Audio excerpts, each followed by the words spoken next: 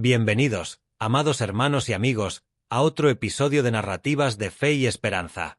Si este contenido edifica tu vida, no olvides darle like al vídeo, dejar tu comentario con lo que Dios te habló a través de esta historia, suscribirte al canal si aún no lo has hecho, activar la campanita de notificaciones para no perderte ninguna de nuestras publicaciones, y compartir este relato con alguien que lo necesite.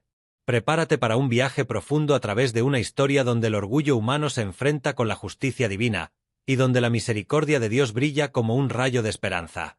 El censo de David y la misericordia de Dios. Cuando el orgullo se disfraza de estrategia.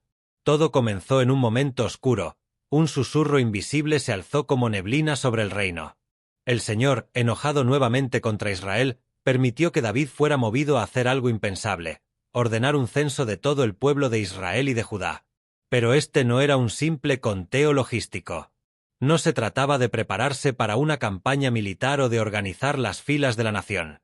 No, algo más profundo, más sutil y peligroso estaba ocurriendo. Era el orgullo lo que palpitaba tras esa decisión, un deseo oculto en el corazón del rey de saber cuán grande era su reino, cuán vasto era su poder. David llamó a Joab, el comandante del ejército, y le dijo: «Recorre todas las tribus de Israel, desde Dan hasta Berseba, y haz un censo del pueblo para que yo sepa cuántos son». Pero Joab, el guerrero curtido por las batallas, supo que algo no estaba bien. Con una mezcla de temor y respeto, trató de razonar con el rey.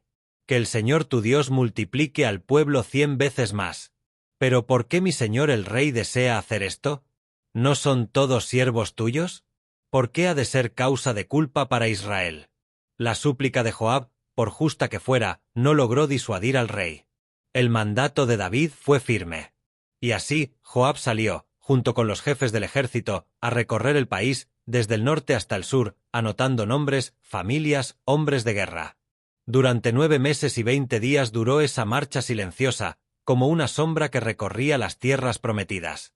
Finalmente, regresaron a Jerusalén y presentaron el número total. En Israel había 800.000 hombres aptos para la guerra, en Judá, 500.000. David lo oyó, y en ese mismo instante, su corazón fue herido. La realidad le golpeó como un rayo. Había pecado. No contra el pueblo, sino contra Dios. Con el rostro abatido, el rey clamó: «He cometido un grave pecado al hacer esto, Señor. Te ruego que perdones esta maldad. He sido un necio». Pero el daño ya estaba hecho, y el cielo guardaba silencio, solo por un momento. Porque Dios, como siempre, no dejaría sin respuesta a su siervo. El juicio que estremeció al rey. La noche había caído sobre Jerusalén como un manto pesado. Las calles estaban en silencio, pero en el corazón de David no había paz. El arrepentimiento lo envolvía, pero el juicio de Dios ya se había puesto en marcha. A la mañana siguiente, el profeta Gad, vidente del Señor, llegó al palacio con un mensaje directo del Altísimo. Sus pasos eran firmes, su rostro grave. Venía con palabras que no traía por voluntad propia, sino como emisario del trono celestial. Se presentó ante David y le dijo: «Esto dice el Señor, te doy a escoger entre 3 castigos. Elige uno, y yo lo ejecutaré contra ti». El rey se quedó inmóvil.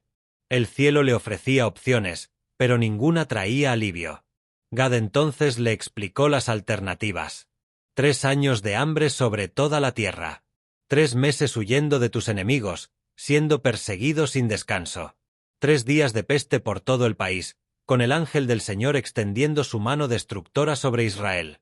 David, con el alma turbada, no pudo ocultar su angustia. Sus palabras brotaron con honestidad. «Estoy en un grave aprieto. Pero, prefiero caer en las manos del Señor, porque grande es su misericordia, y no en manos de hombres».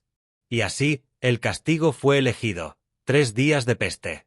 Una plaga enviada por Dios mismo empezó a recorrer la tierra como un viento invisible pero letal.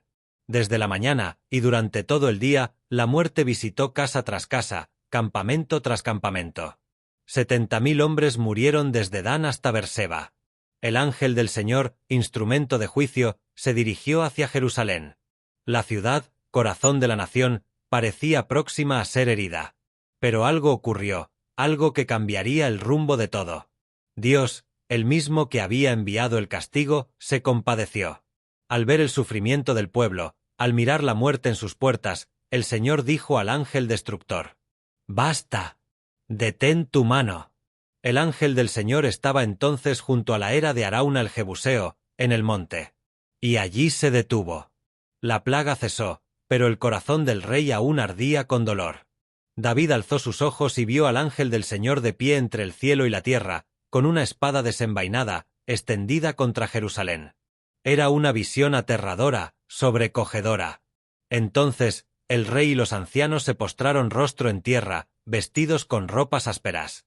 David clamó al cielo con lágrimas: «Señor y Dios, yo soy el que pecó, yo cometí el mal. Pero estas ovejas, ¿qué han hecho? Te ruego que tu mano caiga sobre mí y sobre mi familia, pero no sobre tu pueblo». El clamor de un rey arrepentido ascendía a los cielos, pero aún quedaba una tarea por hacer, una señal de obediencia que sellará la misericordia divina con un acto de fe. El altar en la era del Jebuseo. La peste se había detenido, pero el eco del juicio aún resonaba en los corazones.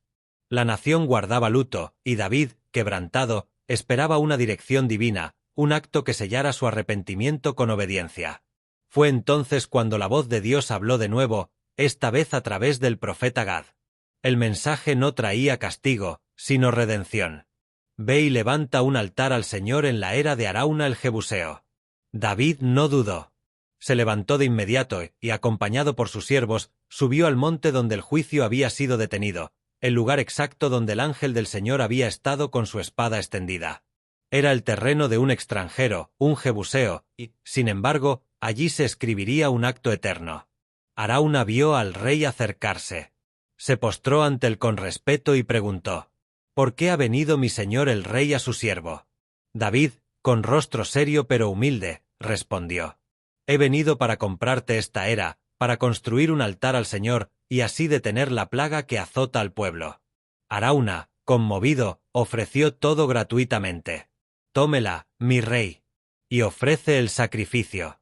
Aquí tienes los bueyes, y hasta los yugos y los trillos para leña. Todo lo doy». Pero David, el hombre conforme al corazón de Dios, dijo algo que quedaría escrito como testimonio para todas las generaciones: «No. No ofreceré al Señor mi Dios holocaustos que no me cuesten nada». Entonces, David compró la era y los bueyes por 50 monedas de plata. Allí, en medio de la era, sobre el suelo que había sido testigo de juicio, el rey edificó un altar. Un altar levantado con manos humanas, pero respaldado por obediencia y reverencia. Un altar sencillo, pero cargado de significado. David ofreció holocaustos y sacrificios de reconciliación, y entonces ocurrió lo extraordinario. El Señor escuchó su oración, y la plaga fue detenida por completo en Israel. La ira de Dios fue aplacada, y la tierra volvió a respirar en paz. Lo que había comenzado como un acto de orgullo, concluyó en un acto de entrega total. Del juicio a la redención, el altar que cambió la historia. Lo que comenzó como un acto de orgullo terminó en un altar de entrega. Pero este no era un altar cualquiera. La era de Arauna, donde David ofreció su sacrificio, estaba ubicada en el monte Moriah, un lugar cargado de significado espiritual. Siglos antes, en ese mismo monte, Abraham estuvo dispuesto a sacrificar a su hijo Isaac, demostrando su obediencia y fe en Dios. Ahora, David, en un acto de arrepentimiento, ofrece sacrificios para detener la plaga que afligía a Israel.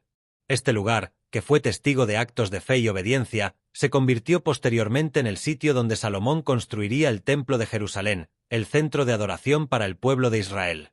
La decisión de David de no aceptar la era como regalo, sino de pagar por ella, resalta una verdad profunda: el verdadero sacrificio implica costo. David expresó: «No ofreceré al Señor mi Dios holocaustos que no me cuesten nada». Este principio nos enseña que la adoración genuina requiere entrega y compromiso. No se trata de dar de lo que nos sobra, sino de ofrecer lo mejor de nosotros, incluso cuando eso implique sacrificio. El altar en la era de Arauna simboliza la transición del juicio a la redención, del pecado al perdón y del orgullo a la humildad. Una lección para el corazón, cuando el altar vence al orgullo. La historia ha llegado a su fin, pero sus ecos resuenan aún hoy. En ella vemos el corazón de un rey que, aunque poderoso, también fue vulnerable. David, el hombre conforme al corazón de Dios, cometió un error, uno nacido del orgullo, de confiar en sus recursos y en el tamaño de su ejército, en lugar de en el poder del Altísimo. El pecado trajo consecuencias, sí.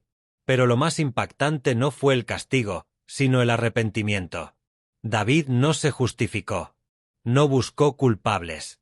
No culpó a Joab, ni a los oficiales, ni siquiera al pueblo. Él dijo: yo pequé. Yo cometí el mal. Señor, castígame a mí, pero no a estas ovejas. Esa humildad abrió la puerta a la misericordia. Y en el monte donde Dios detuvo la mano del juicio, David erigió un altar, con un principio poderoso grabado en su alma. No ofreceré al Señor sacrificios que no me cuesten nada. Este capítulo nos recuerda que Dios no tolera el orgullo disfrazado de liderazgo. La obediencia tiene más valor que la fuerza. El arrepentimiento sincero conmueve el corazón de Dios. Y que la verdadera adoración requiere entrega, no comodidad. Ese altar en la era de Arauna nos desafía hoy a levantar también nuestros propios altares. Altar de obediencia. Altar de humildad.